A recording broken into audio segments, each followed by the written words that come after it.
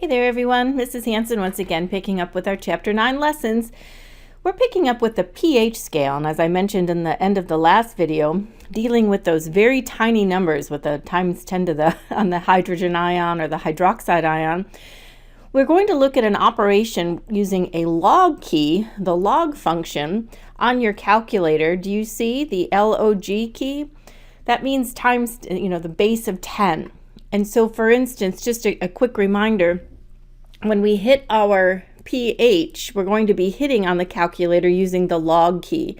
And we need to remember, and perhaps you know this already, the formula for calculating the pH of a solution.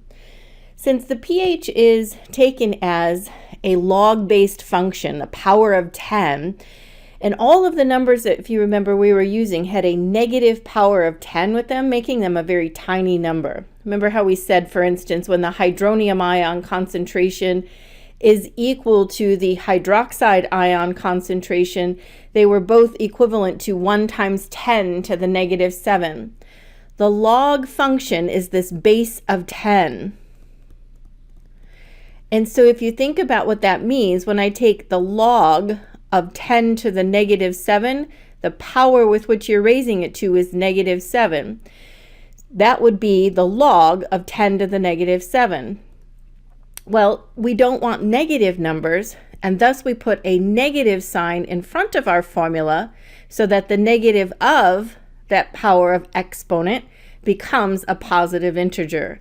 So that's why you're going to see the negative sign in front of the log formula, just to turn those negative exponents, these negative exponents that you're seeing here, into positive numbers. So when we calculate pH, the formula, pH is negative log of the concentration of the hydronium acid ion. Of course, the lower the pH, the higher the concentration of hydronium. So what does that mean, for example? If I had a 0.1 molar HCl solution, that would be the same as writing 1 times 10 to the negative 1. 0.1 is 1 times 10 to the negative 1. So when I take the negative log of 1 times 10 to the negative 1, it comes out to be 1. The power with which you're raising that 10 made into a positive number. 0.01 molar HCl. That's like writing 1 times 10 to the negative 2. When you hit negative log of 1 times 10 to the negative 2, see that exponent up here? Making it a positive number, it comes out to be 2. So you can see that the larger numbers have very low pHs. And the more positive you become on the number line, the less acidic and more basic the solution becomes. So we have a pH scale where the acidic solutions have pHs that are below 7. A neutral solution is a pH exactly at 7. And a basic solution would have a pH greater than 7. When we calculate pH, we use the formula negative log of the concentration of the hydronium ion. Now remember, pH, the power of hydrogen. And that we know is the acid ion. So let's kind of get an idea of what the pH scale is showing us. See how the power of 10 here, 10 to the negative 7? We said if we took negative log of 1 times 10 to the negative 7, it comes out to read 7. That means that the hydroxide ion and hydronium ion are exactly the same concentration, and that value is 1 times 10 to the negative 7. That means it is neutral. And you can see a water molecule, especially as you think about when it self-ionizes, it has equal parts the acid ion, H+, as well as hydroxide ion, OH negative. Water has an equal amount of the acid ion and the base ion, so it is neutral. Now, as we go down the number line, things become more acidic. For example, let's just find coffee. Coffee has a pH, let's just call it pH equal to 5, and I won't put a decimal on it, even though it probably does. Now, compare that on the number line from water, which is a pH of 7, to coffee, which is a pH of 5. That is a motion of 2 spots on this number line. And remember what that means by base of power of 10? It means that coffee, with 2 zeros after it, coffee is 100 times more acidic than water. Wow. Just the slightest motion on the number line and the pH changes significantly.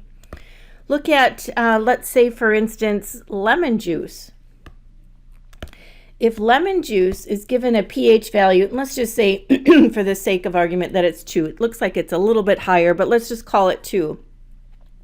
And of course the water, if the pH for water is given as 7, how much more acidic is lemon juice compared to water?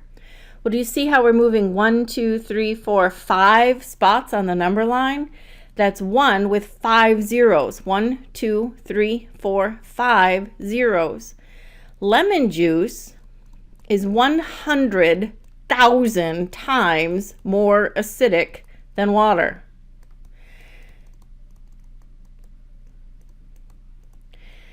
The opposite is true as well. As we go up, things become more basic. Let's look at sodium hydroxide or household bleach. Let's just say bleach is 13. It looks like it's a little below that, but just for argument's sake, let's say it's 13 on the pH scale. From 13 to 7, 1, 2, 3, 4, 5, 6 motions on the number line here. That means that household bleach is 1 with 6 zeros. 1, 2, 3, 4, 5, 6 zeros. That tells me that bleach is 1,000,000 times more basic than water. I'm emphasizing all this to get us the feel of what a power of 10 does. The pH scale is based on a logarithmic function, which means it's the power of 10. Each time I move 1 unit on the number line, it represents 1 zero. So I go 10, then 100, then 1,000, then 10,000, and so forth, as I compare the acidity or basicity for our solutions. So here we have some ideas of what, different household ingredients fall in at. You can see Clorox, a very basic solution at a pH of 12. Here's household ammonia at about 11. Here's milk of magnesia, or Phillips brand, and those are antacids. If you have an upset stomach, you're going to take a base to neutralize the excess acid. Milk comes in with a little bit of an acidic range. Lactic acid is found in milk. Look at the tomatoes at about pH 4, strawberries just slightly above 3, and lemons just a little bit above 2. Stomach acid comes in very acidic. Stomach acid is hydrochloric acid, which is what we said was a very strong acid. When we calculate pH, it is a logarithmic exponent of the power of 10. And we're emphasizing just a difference of 1 pH unit has a huge effect on the pH of the solution.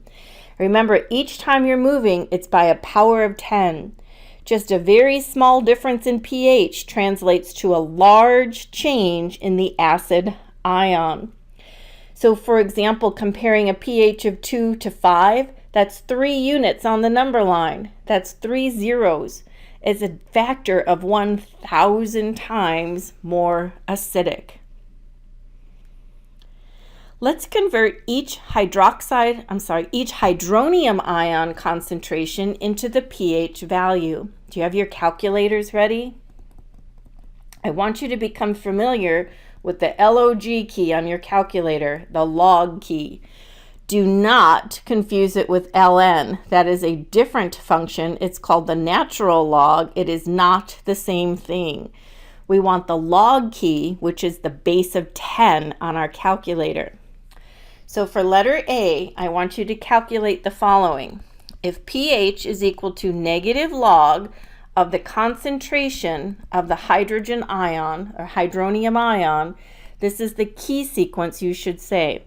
You know, let me pause a moment and pull up a calculator so you can see me hit it. Okay, perfect. I just wanted a quick moment to bring up my Google calculator. We're about to hit negative log of 1 times 10 to the negative 6, and I wanted to just remind you how we would go about doing that.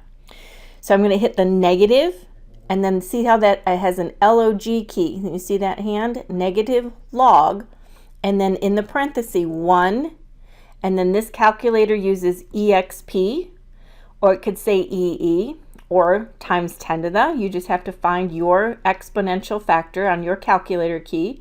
And I'm going to hit negative 6.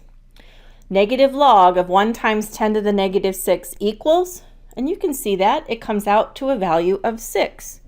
So we've just found for letter A the pH of 6. And I'm just going to include, well, I'll just leave it as 6. No decimal. Letter B. pH is equal to negative log of 1 times 10 to the negative 12th molar units. So on your calculator, you're going to hit, clear screen, negative log of 1 times 10, that's your exp, and I said negative 12 equals. You see how it comes out to the power of 12. And so here, the pH is 12. By the way, pH of 6 would be in the acidic range. pH of 12 is in the basic range. Letter C, negative log of 1, 2, 3, 4. 1, 2, 3, 4, and then the number 1. That's our concentration of hydronium. So pH is going to be equal to the negative log of 0.00001. Let's hit that, shall we?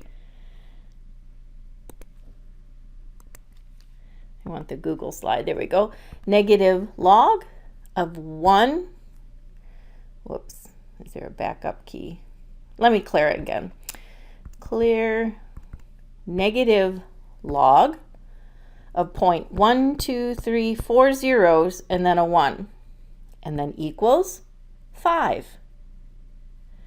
That's the same as writing 1 times 10 to the negative 5, isn't it?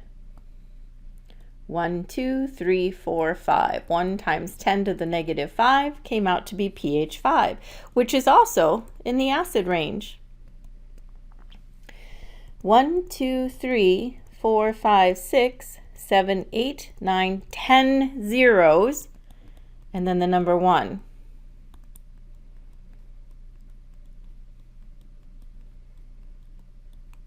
So that's what we're going to hit on our calculator. Are you ready? Clear screen.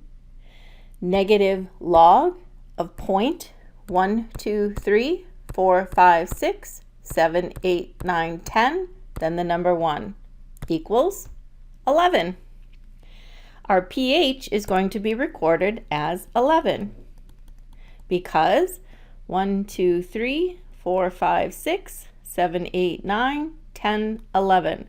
That is the same as writing 1 times 10 to the negative 11. And this, of course, comes out to be in the basic range. Easy enough, correct? Let's see. What is the hydronium concentration in lemon juice that has a pH of about 2? Classify the solution as acidic, basic, or neutral. Well, this would be another way of remembering if pH is equal to the negative log of the concentration of hydronium ion, and this is what we're being asked to solve for. Let's manipulate this formula to show how to pull out the hydronium ion concentration. And it would be worth remembering this equation as well. 10 raised to the negative pH, 10 raised to the negative pH gives us the concentration of the hydronium ion. So this time we're looking for H3O plus, and I'm given 2 as the pH. So 10 raised to the negative 2 is the concentration of hydronium ion. Now you can solve that. Let me just show you that key sequence. and I would go 10, and then do you see a little caret key? Something where you're going to raise to the power of.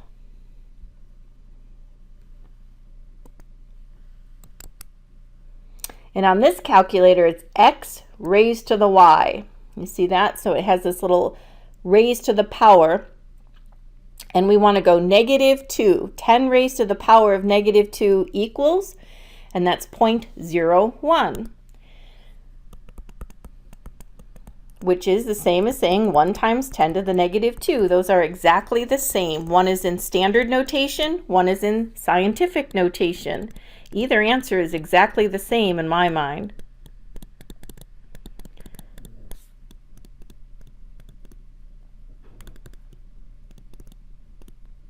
They are indeed the same. Okay, great. So far we've said if I want to know pH, I have to remember to find it by using negative log of the concentration of hydronium. Or if I want to know the hydronium concentration, then I can change that formula to say, well, that's going to be using 10 raised to the negative pH power. Memorize those equations to help you solve for pH. Let's keep practicing. What is the pH of wine that has a hydronium ion concentration of 3.2 times 10 to the -4th molar units? Well, I'm learning to remember that pH is found by taking negative log of the concentration of the acid ion, the power of the hydrogen ion. So on my calculator, I'm going to just simply hit negative log of 3.2 times 10 to the -4. And when I do that, I'll have the pH. 3.2 times 10 to the -4. So I'll hit negative log of 3.2. Then here's my exponent key, and it's to the -4th power. 3.2 times 10 to the -4. Let me make sure I remember that, right? Yep, I had it. Just giving myself the confidence. And then I'll hit equal. And I get a big decimal, 3.49485. Let's just truncate that to conclude 2 decimals, 3.49. And let's see. This had 2 sig figs, so I should probably include 2 sig figs. And so I'll say pH is equal to 3.5 pH units. There's no unit to write after that. They're just called pH of 3.5. How'd you do? Just takes a little practice with your calculator to get familiar with the log key. Perhaps you've used it 1,000 times, perhaps it's a brand new function to you, but it really is simplistic, just hitting a button to find the pH using log key. So here we're given each of these hydronium concentrations and we're asked for pH. Why don't you pause the video and just practice using your calculator to hit the sequence of negative log of each of these values. Come back to me when you're ready to check your answers.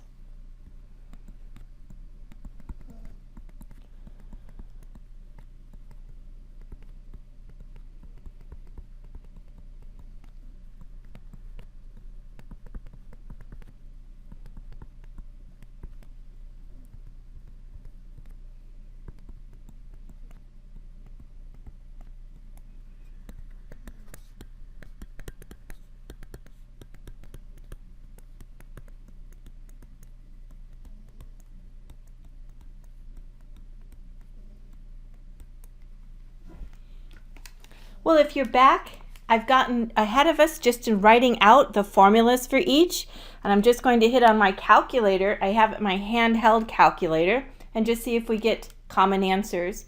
Negative log of 1.8 times 10 raised to the -6th power, and my screen says 5.74. I'll include just 1 decimal point, so I'll say 5.7 pH units. Of course, that's in the acidic range because it's below 7. Negative log of 9.21 times 10 raised to the -12th power equals, and this my calculator says 11.035. I'll include just 1 decimal, so 11.0 pH units, and that of course is basic. Now, this had 3 sig figs. This has 3 sig figs, so I'm going to just leave that as 11.0. How about letter C? Negative log of 0.000088. And my screen reads 4.055. So I'll raise that to 4.1. And that, of course, is below 7, so it's acidic. And one more. Negative log of 0.123456789, 10 zeros, and then a 762. And this came out to be 10.118. We'll use 3 sig figs, so I'll 10.1. And that, my friends, is in the basic range of our pH scale. 7 is neutral. Numbers below 7 is acidic. Numbers above 7 are basic. And exactly 7 we know is neutral. We're just practicing with hitting our log key, going from concentration units to a pH. Now here, we're asked to go the other way. We'd like to know the hydronium ion concentration in sweat that has a pH of 5.8. Remember the 2 formulas we need to memorize, know how to use. Given hydronium, solve for pH, or given pH, solve for hydronium, and that's 10 raised to the negative pH power. So for this problem, we're going to solve for hydronium, the H3O+, by simply taking 10 raised to the negative 5.8. Let me remind you what that looks like on your calculator. Type in 10, and then sometimes you have a caret key or just some sort of raising to the power of, and make sure you make the pH negative. And of course I forgot what it was. 5.8. 5.8, and then equals. And you see there's your answer for the concentration. So let's do that on our paper. 10 raised to the negative 5.8. And again, on my calculator that I'm using a handheld, I have a caret key. The one that's on Google here uses this x raised to the y, but they really are the same function.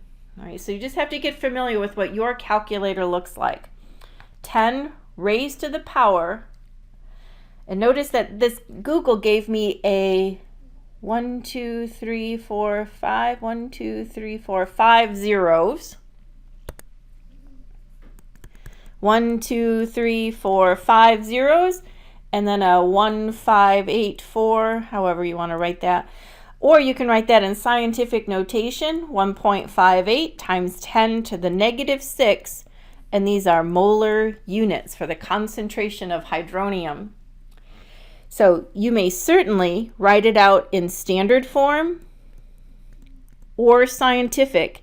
They're both the same in my mind. It's just whatever works better for you. This, of course, is standard. This, of course, is scientific notation.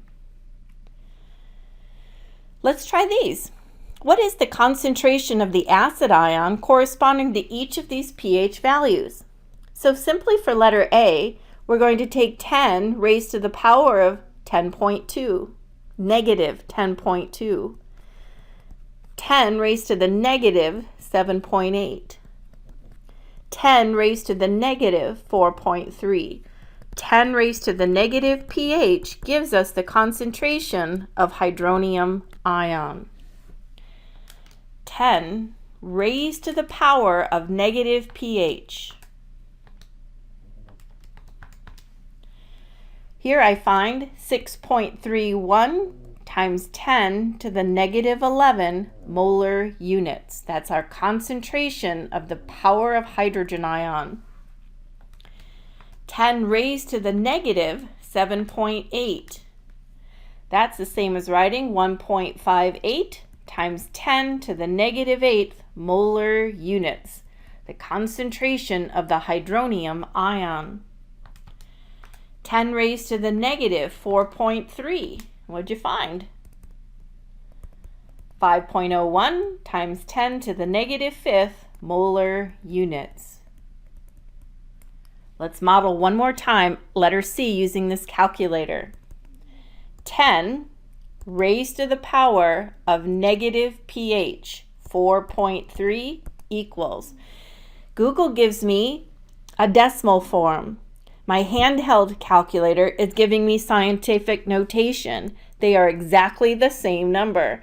So I could write this with 4 zeros, and then the 501, that's the exact same number. But the purpose really is just to remind us that you can write this in scientific notation or in decimal form, standard notation. The choice is yours.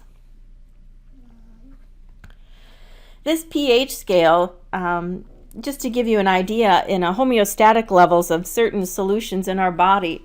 For example, we have quite a few buffered systems in place in our body to make sure we control the pH so it doesn't swing out of a range of health.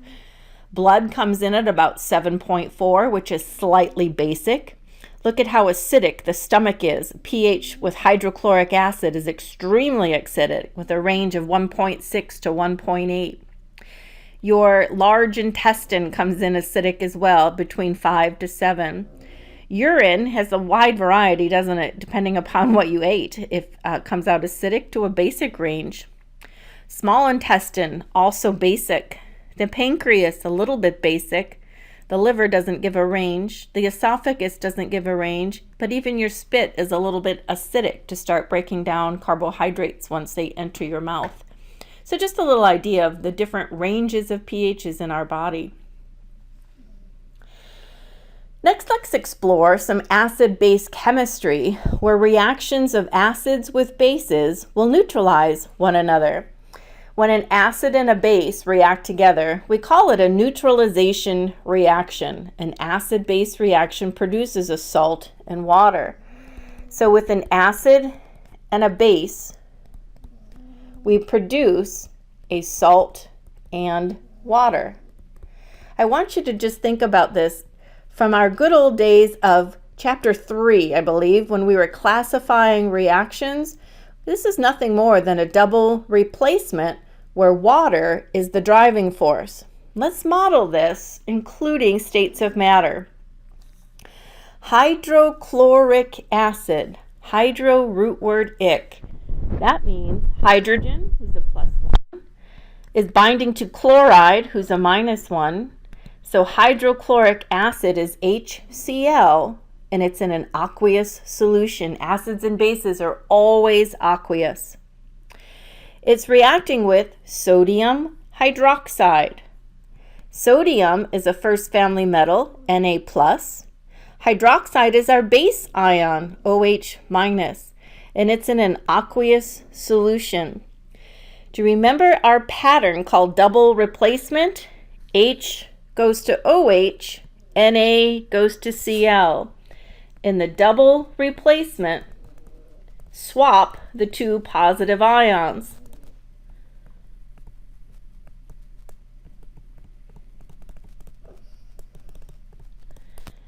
And so thinking about that product, H goes to OH and Na goes to Cl. Now water, HOH, comes out in a liquid form, and sodium chloride remains aqueous. When we think about the complete ionic equation that dissociates all strong electrolytes, HCl is a strong acid. In water, it exists as a hydrogen ion and an aqueous chloride ion. Sodium dissociates as well. It exists as a positive sodium aqueous ion and, of course, the hydroxide aqueous ion. Water is molecular. Instead of HOH, I'll choose to combine them now and write liquid water. But sodium and chloride still remain dissociated. Do you remember the vocabulary word? Those ions that are present to just balance charges. The sodium ion and the chloride ion remained unchanged from the left to the right. They were called spectator ions. They're there to balance the charge. But what is the net ionic equation? That's the one where we eliminate those spectators. We would show an aqueous ion of hydrogen combining with an aqueous ion of hydroxide, forming water.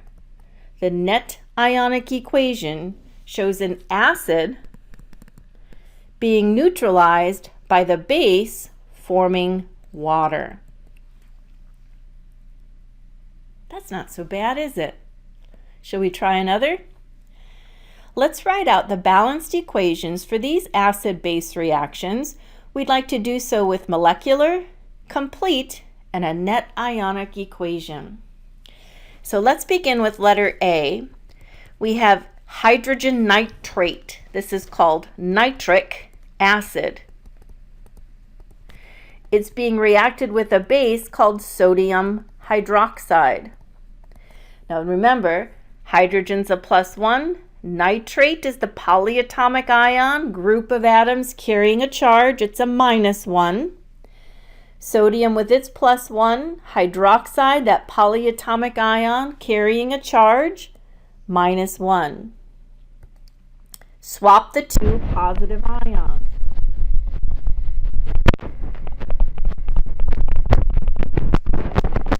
A double replacement.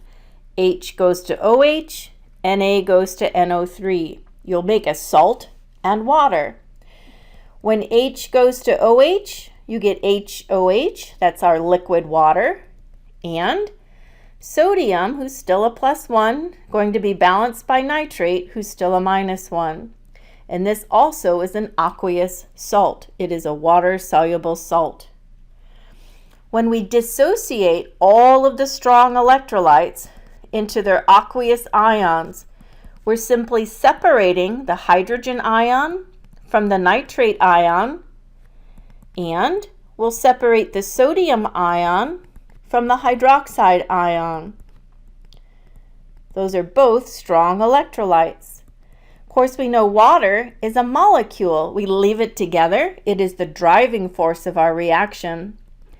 And the salt is still separated as its aqueous ions. Do you see the two spectators? The nitrate and the sodium remained as aqueous ions, unchanged. The spectator ions did not participate in the overall reaction, but they were there to balance charges.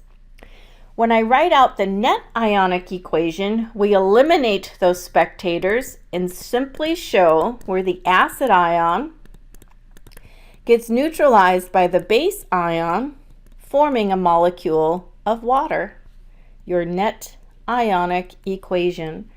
An acid is neutralized by the base to form water. Shall we try another together? Letter B. This one gives us sulfuric acid, H2SO4, and it's going to be balanced by potassium hydroxide, KOH. Now, I like to get charges ready because I have to consider charges when I write out my new formulas. See that 2? It's there because hydrogen's a +1 and sulfate's a -2, so we needed 2 positive hydrogens to balance the electrical charge on sulfate.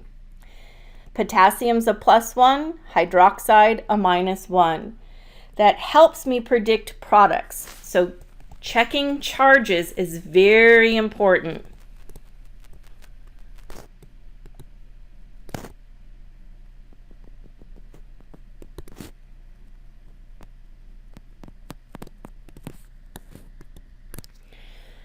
Hydrogen will go to hydroxide, that polyatomic ion. Hydrogen goes to hydroxide, and potassium will go to sulfate. Now, hydrogen is still a +1, isn't it? Even though there's a little 2 here, it was there to balance the charge up here. That 2 is not needed on this side because hydrogen is a plus, hydroxide is a minus. We just get HOH.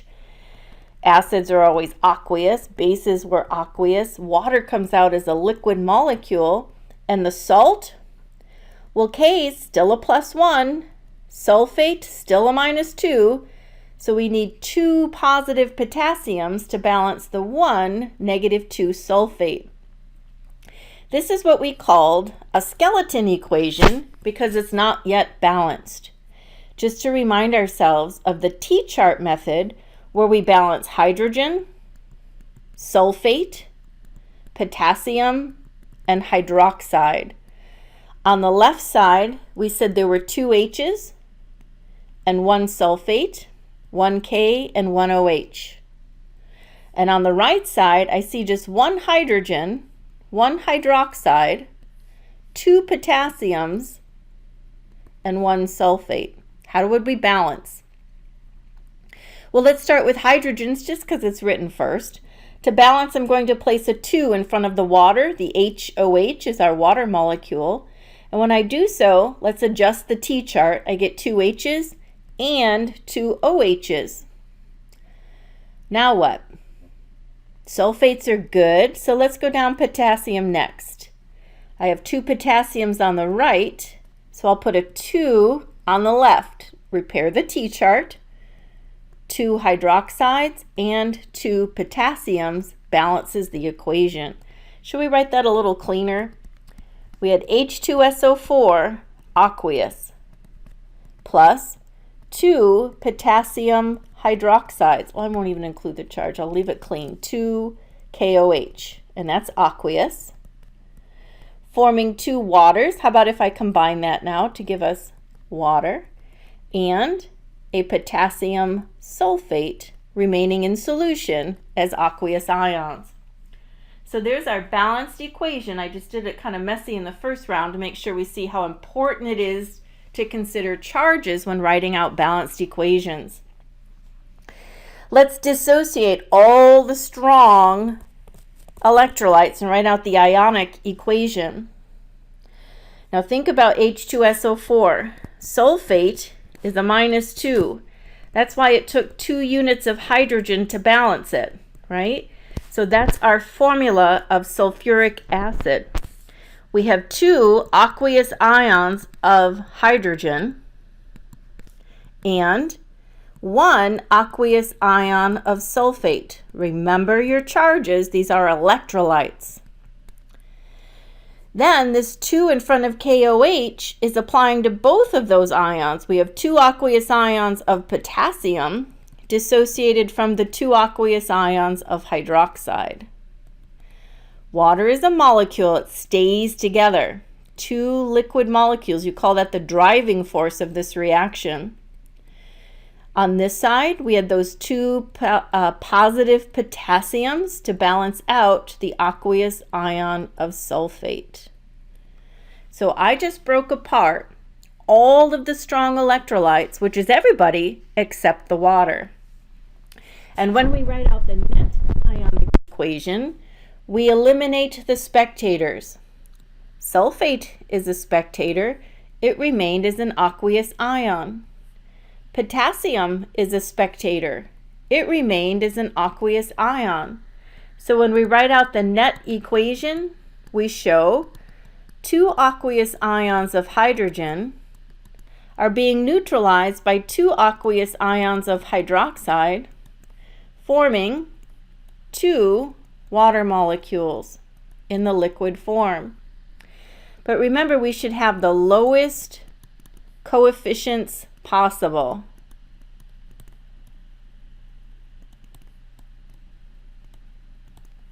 Two to 2 to 2 should be rewritten as simply the driving force of an acid ion being neutralized by the hydroxide ion forming a water molecule.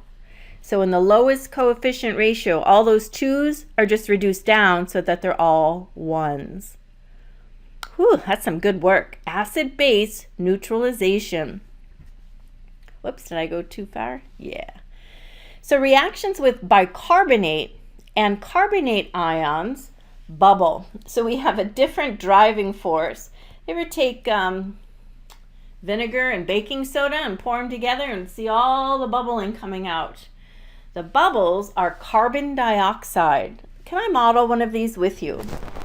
hydrochloric acid, we're getting used to writing its formula, HCl, and it's aqueous. And we're going to react that with sodium bicarbonate, which, by the way, is just the common household item called baking soda. Sodium is Na, carries a +1.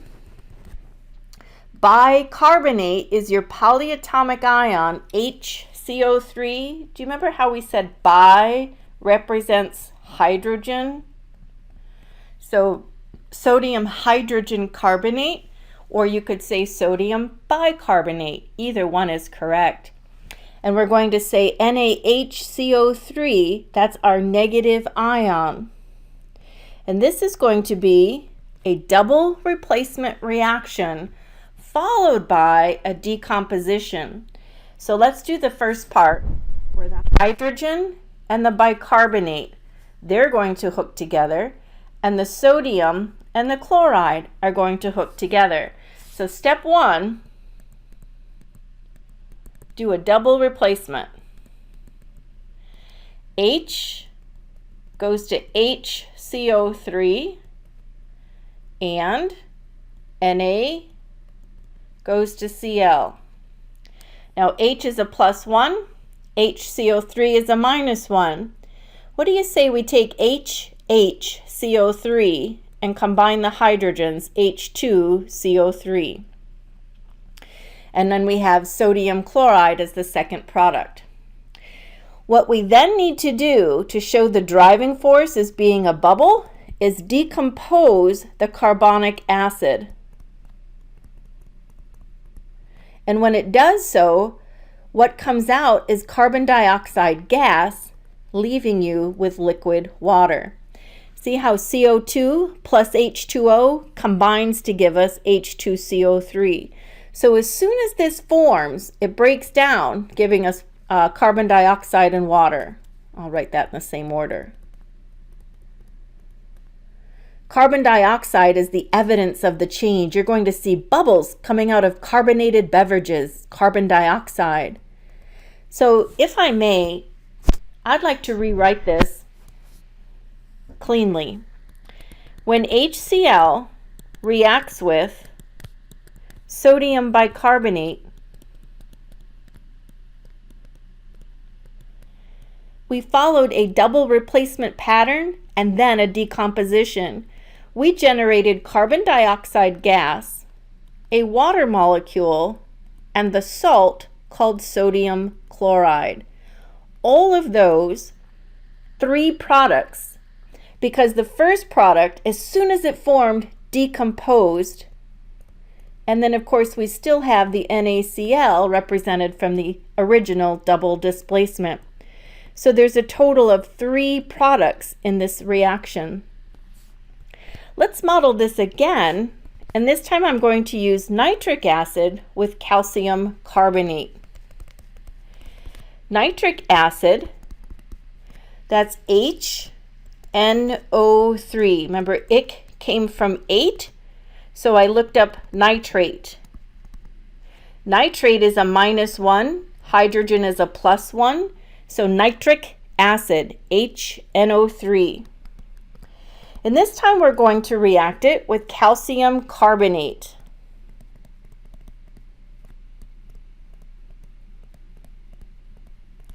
Calcium, well, that's a calcium, which is a +2. Carbonate is CO3 -2.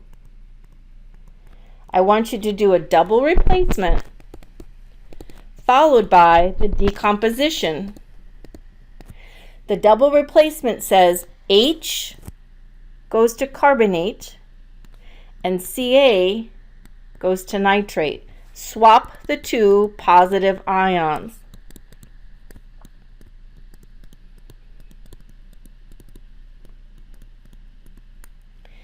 So the first, when H, who's a +1, combines with the carbonate, who is a -2, don't forget to balance charges, H2CO3. And when calcium, who's still a +2, combines with the nitrate, who's still a -1, we get calcium nitrate, Ca NO3 taken twice. Do you see how we have 2 nitrates and 2 hydrogens? So we have to balance with a 2 out front. That balances your equation. Now, that's the double replacement. We're not done, because we need to see the driving force of the bubbles, the gas. This is a bubbling formation of an acid-base neutralization. Just as we did above, as soon as the carbonic acid, let's name that so you can see it, carbonic acid forms, it decomposes into carbon dioxide and water. So this means that H2O and CO2 come out of the H2CO3. As soon as it forms, it decomposes, and this is the gas that you see in carbonation. It's the bubbling of carbon dioxide, and of course water comes out as a liquid. So your overall reaction would show 2 HNO3s being neutralized by a calcium carbonate, forming a water molecule, carbon dioxide gas, and calcium nitrate. All of those products coming out from that acid-base reaction, and it comes out balanced when you double the HNO3 for the coefficient. Double replacement followed by the decomposition of the carbonic acid that forms into carbon dioxide and water. How about, let's try another. I would recommend, why don't you pause and really give yourself some think time. Neutralize sulfuric acid, and then remember, a bell has to go off in your head when you see bicarbonate. So I'm going to write this big, bicarbonate or carbonate. When you see that in an acid-base neutralization, you have to think bubbles. It's going to bubble, and that bubbles are carbon dioxide gas. Now pause the video, give yourself think time, and come back when you're ready to check. Okay, welcome back. Let's see how you did. H2SO4 is called sulfuric acid. It's being neutralized by sodium bicarbonate. We said that's a common name for baking soda. In your double displacement, you said H, which is hydrogen, sulfate -2, sodium +1, bicarbonate -1. When H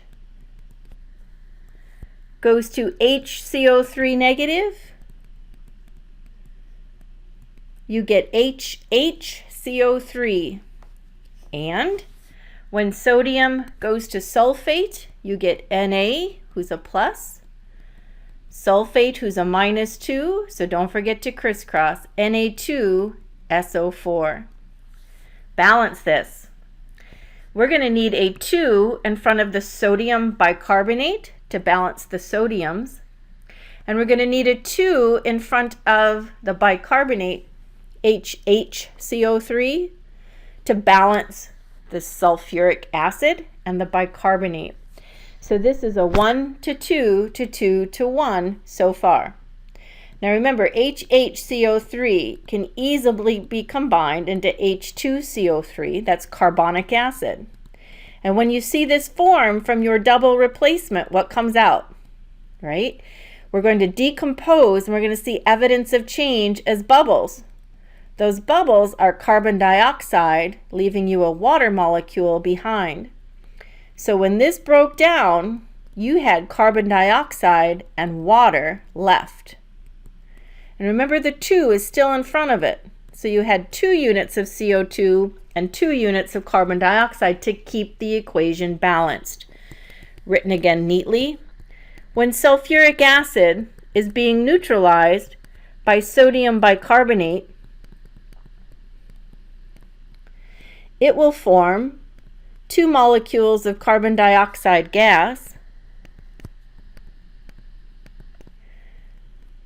2 water molecules, and a sodium sulfate aqueous salt. How do you think you're doing? Are you doing well? I'm stuttering now. As soon as you form by this H2CO3, carbonic acid, let that alarm go off and say, oh, I'm going to be bubbling. I hear carbonation is happening, and that bubbles as the driving force. Let's keep going. If an acid in acid rain is generally sulfuric acid, when the rainwater falls on statues composed of marble, which is calcium carbonate, the sulfuric acid slowly dissolves the calcium carbonate of the marble. Write a balanced equation for this acid-base reaction. As soon as I start to read anything about carbonate, let your mind go off with a bell and think carbon dioxide gas. This will go ahead and give us the driving force of our reaction. Think bubbles. When sulfuric acid, H2SO4, H is a +1, sulfate a -2, we can see there were 2 units of H+ to balance the -2 of sulfate. It's being neutralized with calcium carbonate. Do a double displacement first. Hydrogen goes to carbonate. Hydrogen's a +1. Carbonate's a -2, so there you can see why we're crisscrossing. H2CO3 and calcium goes to sulfate. And that came out electrically balanced. Now remember, as soon as this forms, it decomposes to give us carbon dioxide gas and liquid water. So the 3 products are the calcium sulfate salt. Oh, this should be a plus. The calcium sulfate salt is aqueous, the carbon dioxide gas, and the liquid water. 3 products of this acid-base neutralization. Good work. Let's try another. What about the reaction of nitric acid with sodium bicarbonate? And then in letter B, let's use nitric acid with magnesium carbonate. And I just have to emphasize, whenever you see carbonate or even bicarbonate, think bubbles. Bicarbonate.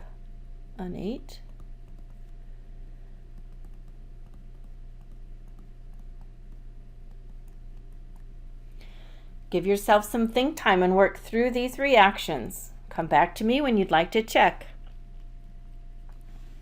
I still want to emphasize thinking charges when you consider products. So that when I do a double displacement, when H goes to HCO3, I have a hydrogen who's a +1 hooking to a bicarbonate who's a -1, and sodium goes to nitrate, +1, -1. You can combine HHCO3 into H2CO3, and what that does for us is gives us the breakdown where this is no longer in solution, but rather it's going to give us the carbon dioxide and water. So the 3 products, when HNO3 reacts with NaHCO3, will form carbon dioxide, water, and sodium nitrate. Perfect. H goes to carbonate. Well, H is a +1, carbonate is a -2, so we get H2CO3. And when magnesium, who's a +2, combines with nitrate, who's a -1, we get MgNO3 taken twice. You can see we have to balance this out front of HNO3 to keep it balanced for the equation. As soon as H2CO3 forms, we know it decomposes to give us carbon dioxide and water. Nice and clean. 2 units of nitric acid is neutralized by magnesium carbonate to form carbon dioxide, water, and magnesium nitrate.